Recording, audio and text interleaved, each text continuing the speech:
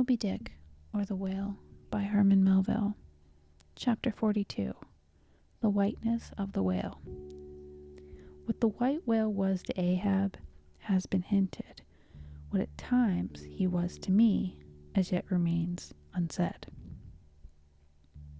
Aside from those more obvious considerations touching Moby Dick, which could not but occasionally awaken in any man's soul some alarm, there was another thought, or rather vague, nameless horror concerning him, which at times by its intensity completely overpowered all the rest. And yet so mystical and well nigh ineffable was it, that I almost despair of putting it in a comprehensible form. It was the whiteness of the whale that above all things appalled me. But how can I hope to explain myself here? And yet, in some dim, random way, explain myself I must, as all these chapters might be not. Though in many natural objects, whiteness refinedly enhances beauty, as if imparting some special virtue of its own, as in marbles, japonicas, and pearls. And though various nations have in some way recognized a certain royal preeminence in this hue, even the barbaric grand old kings of Pegu placing the title Lord of the White Elephants above all their other melaniquent ascriptions of dominion, and the modern kings of Siam unfurling the same snow-white quadruped in the royal standard, and the Hanoverian flag bearing the one figure of a snow-white charger, and the great Austrian emperor, heir to the overlording Rome, having for the imperial color the same imperial hue.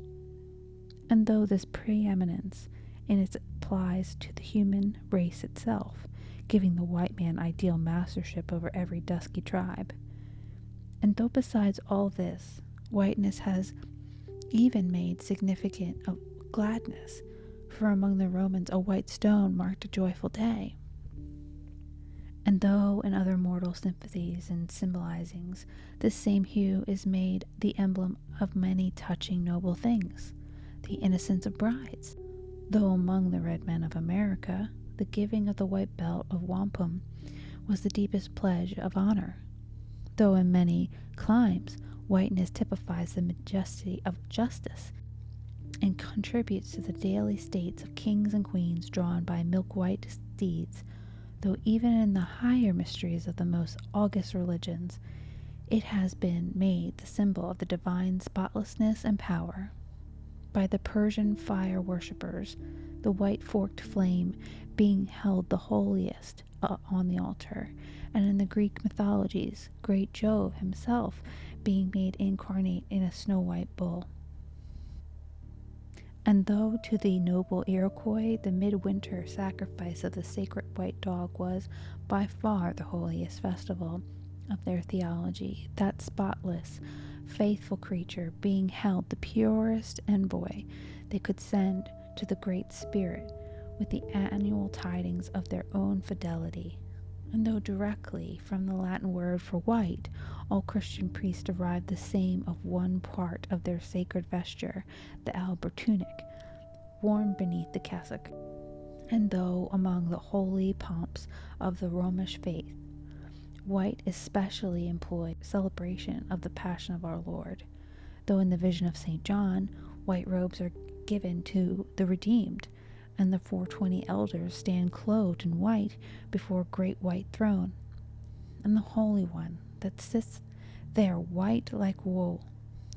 Yet for all these accumulated associations with whatever is sweet and honorable and sublime, there yet lurks an elusive something in the innermost idea of this hue, which strikes more of panic to the soul than that redness which affrights in blood.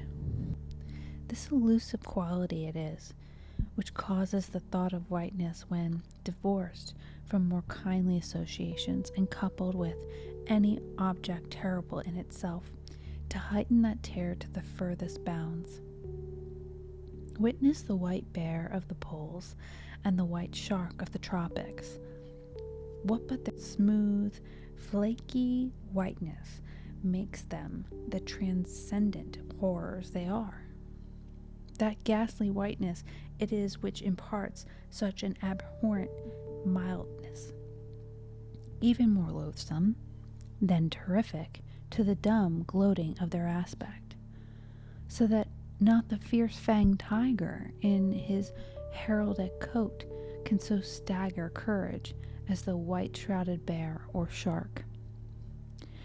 Behind thee of the albatross, whence come those clouds of spiritual wonderment and pale dread, in which that white phantom sails in all imaginations. Not Coleridge first threw that spell, but God's great unflattering laureate, nature. Most famous in our Western annals and Indian traditions is that of the white steed of the prairies, a magnificent milk-white charger, large-eyed, small-headed, bluff-chested, and with the dignity of the 1,000 monarchs in his lofty, overscorning carriage. He was the elected Xerxes of vast herds of wild horses, whose pastures in those days were only fenced by the Rocky Mountains and the Alleghanies. At their flaming head he westward trooped it like that chosen star which every evening leads on the hosts of light. The flashing cascade of his mane, the curving comet of his tail, invested him with housings more resplendent than gold and silver baiters could have furnished him. A most imperial apparition of that unfallen western world, which to the eyes of the old trappers and hunters revived the glories of those primeval times when Adam walked majestic as a god, bluff-bowed, and fearless as this mighty steed. Whether marching amid his aides and marshals in the van of countless cohorts that endlessly streamed over the plains like an Ohio, or whether with his subjects browsing all around at the horizon, the white steed gallopingly reviewed them with warm nostrils reddening through his cool milkiness. In whatever aspect he presented himself, always to the bravest Indians, he was the object of trembling reverence and awe. Nor can it be questioned from what stands on legendary record of this noble horse, that it was his spiritual whiteness chiefly which so clothed him, and that this divineness had that in which, though commanding worship, at the same time enforced a certain nameless terror. But there are other instances where this whiteness loses all that accessory and strange glory which invests in it the white steed and albatross. What it is that in the albino man so peculiarly repels and often shocks the eye, as that sometimes he is loathed by his own kith and kin? It is that whiteness which invests him a thing expressed by the name he bears. The albino is as well made as other men, has no substantive deformity, and yet this mere aspect of all-pervading whiteness makes him more strangely hideous than the ugliest abortion. Why should this be so? Nor in quite other aspects does nature in her least palpable but not the less malicious agencies, fail to enlist among her forces this crowning attribute of the terrible. From its snowy aspect, the gauntleted ghost of the southern seas has been denominated the white squall. Nor in some historic instances has the art of human malice omitted so potent auxiliary. How widely it heightens the effect of that passage in Froissart, when massed in the snowy symbol of their faction, the desperate white hoods of Ghent murder their bailiff in the marketplace. Nor in some things does the common hereditary experience of all mankind fail to bear witness to the supernaturalism of this hue. It cannot well be doubted that the one visible quality in the aspect of the dead, which most appalls the gazer, is the marble pallor, consternation in the other world, as of a mortal trepidation here. It cannot well be doubted that the one visible quality in the aspect of the dead, which most appalls the gazer, is the marble pallor lingering there, as if indeed that pallor were as much the badge of consternation in the other world as of mortal trepidation here. And from that pallor of the dead we borrow the expressive hue of the shroud in which we wrap them, nor even in our superstitions do we fail to throw that the same snowy mantle round our phantoms, all ghosts rising in a milk-white fog. Yea, while these terrors seize us, let us add that even the King of Terrors, when personified by the evangelist, rides on his pallid horse. Therefore, in his other moods, symbolize whatever grand or gracious thing he will by whiteness, no man can deny that in its profoundest idealized significance it calls up a peculiar apparition to the soul. But though without dissent this point be fixed, how is mortal man to account for it? To analyze it would seem impossible. Can we then, by the citation of some of those instances wherein this thing of whiteness, though for the time either wholly or in great part stripped of all direct associations calculated to impart to it aught fearful but nevertheless and found to exert over us the same sorcery, however modified, can we thus hope to light upon some chance clue to conduct us to the hidden cause we seek? Let us try, but in a matter like this, subtlety appeals to subtlety, and without imagination no man can follow another into these halls, and though doubtless some at least of the imaginative expressions and impressions about to be presented may have been shared by most men, yet few perhaps were entirely conscious of them at the time, and therefore may not be able to recall them now. Why to the man of untutored ideality, who happens to be but loosely acquainted with the peculiar character of the day, does the bare mention of the Whitsuntide marshal in the fancy such long, dreary, speechless processions of slow-pacing pilgrims, downcast and hooded with new-fallen snow? Or to the unread, unsophisticated Protestant of the middle American states, why does the passing mention of a white friar or a white nun evoke such an eyeless statue in the soul? Or what is there apart from the traditions of dungeoned warriors and kings, which will not wholly account for it, but make the White Tower of London tell us much more strongly on the imagination of an untraveled American than those other storied structures, its neighbors, the Byward Tower, or even that bloody, and those sublime towers, the White Mountains of New Hampshire, whence in peculiar moods comes the gigantic ghostliness over the soul at the bare mention of that name, while the thought of Virginia's Blue Ridge is full of a soft, dewy, distant dreaminess. Or why, irrespective of all the latitudes and longitudes, does the name of the White Sea exert such a spectralness over the fancy, while that of the Yellow Sea lulls us with the mortal thoughts of long, lacquered, mild afternoons on the waves, followed by the gaudiest and yet sleepiest of sunsets? Or to choose a wholly unsubstantial instance, purely addressed to the fancy, why, in reading the old fairy tales of Central Europe, does the tall pale man of the Hartz forests, whose changeless pallor unrestingly glides through the green of the grove, why is this phantom more terrible than all the whooping imps of the Blocksberg? Nor is it altogether the remembrance of her cathedral-toppling earthquakes, nor the stampedos of her frantic seas, nor the tirelessness of the arid skies that never rain, nor the sight of her wide fields of leaning spires, wretched copestones, and crosses, all adroop, like canted yards of anchored fleets, and her suburban avenues of house walls lying over upon each other, as a tossed pack of cards. It is not these things alone which makes the tearless Lima the strangest, saddest city thou canst see, for Lima has taken the white veil, and there is a higher horror in this whiteness of her woe.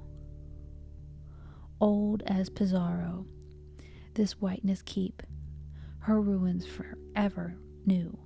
It admits not the cheerfulness, greenness of complete decay. Spreads over her broken ramparts the rigid pallor of an epoxy that fixes its own distortions. I know that the common comprehension this phenomenon of whiteness is not confessed to be the prime agent in exaggerating the terror of objects otherwise terrible, nor to the unimaginative mind in there aught of terror in those appearances whose awfulness to another mind almost solely consists in this one phenomenon, especially when exhibited under any form at all approaching to muteness. What I mean by these two statesmen may perhaps be respectively elucidated by the following examples. First, the mariner, when drawing nigh the coasts of foreign lands, if by night he hear the roar of breakers, starts to vigilance, and feels just enough to trepidation to sharpen all his faculties, but under precisely similar circumstances, let him be called from his hammock to view his ship sailing through a midnight sea of milky whiteness, as if from encircling headlands shoals of combed white bears were swimming round him. Then he feels a silent, superstitious dread. The shrouded phantom of the whitened waters is horrible to him as a real ghost. In vain the lad assures him he is still off soundings. Heart and helm, they both go down. He never rests till blue water is under him again. Yet where is the mariner who will tell thee, sir, it was not so much the fear of striking hidden rocks as the fear of that hideous whiteness that so stirred me? Second, to the native Indian of Peru, the continual sight of the snow-haunted Andes conveyed naught of dread, except perhaps in the mere fancying of the eternal frosted desolateness reigning at such vast altitudes, and the natural conceit of what a fearfulness would be to lose oneself in such inhuman solitudes. Much the same is it with the backwoodsman of the West, who comparative indifference views an unbounded prairie sheeted with driven snow, no shadow of tree or twig to break the fixed trance of whiteness, nor so the sailor beholding the scenery of the Antarctic seas, where at times by some infernal trick of legerdemain in the powers of the frost air, he, shivering and half shipwrecked, instead of rainbows speaking hope, solace to his misery, views what seems a boundless churchyard grinning upon him with its lean ice monuments and splintered crosses. But thou sayest, methinks this white lead chapter about whiteness is but a white flag hung out from a craven soul. Thou surrenderest to a hypo, Ishmael. Tell me, why this strong young colt, fouled in some peaceful valley of Vermont, far removed from all beasts of prey, why is it that upon the sunniest day, if you but shake a fresh buffalo robe behind him, so that he cannot even see it, but only smell its wild animal muskiness, why will he start, snort, and, with bursting eyes, paw the ground in frenzies of affright? There is no remembrance in him of any gorings of wild creatures in his green northern home, so that the strange muskiness he smells cannot recall to him anything associated with the experience of former perils. For what he knows, this New England colt, of the black bisons of distant Oregon. No, but here thou beholdest, even in a dumb brute, the instinct of the knowledge of the demonism in the world.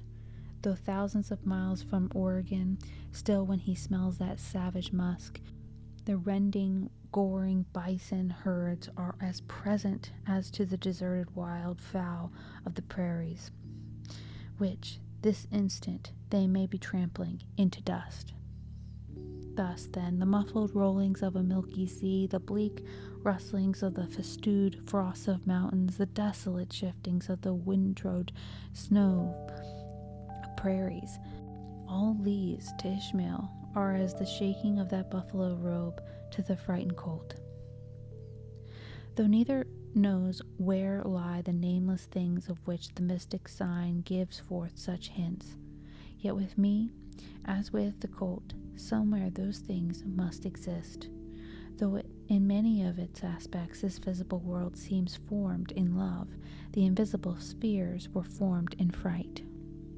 But not yet have we solved the incantation of this whiteness, and learned why it appeals with such power to the soul, and more strange and far more portentous, why, as we have seen, it is at once the most meaning symbol of spiritual things, nay, the very veil of the Christian's deity, and yet should it, as it be, the intensifying agent in things that most appalling to man. Is it that by its indefinitiveness it shadows forth the heartless voids and immensities of the universe, and thus stabs us from behind with the thought of annihilation when beholding the white depths of the Milky Way? Or is it that as in essence whiteness is not so much a color as the visible absence of color, and at the same time the concrete of all colors? Is it for these reasons that there is such a dumb blankness, full of meaning, in a wide landscape of snows, a colorless, all color of atheism from which we shrink? And when we consider that the other theory of the natural philosophers, that all other earthly hues, every stately or lovely emblazoning the sweet tinges of sunset skies and woods, and the gilded velvets of butterflies and the butterfly cheeks of young girls, all these are but subtle deceits, not actually inherent in substances, but only laid on from without, so that all deified nature absolutely paints like the harlot, whose allurements cover nothing but the charnel house within.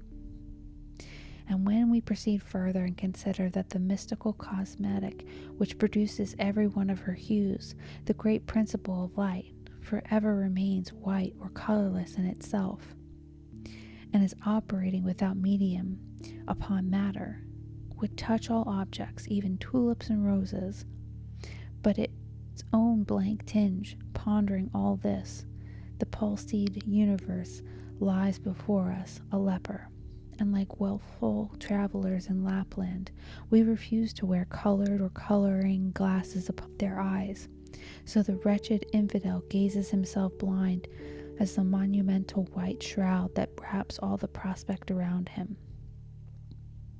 And yet all these things the albino whale was the symbol. Wonder ye then at the fiery hut.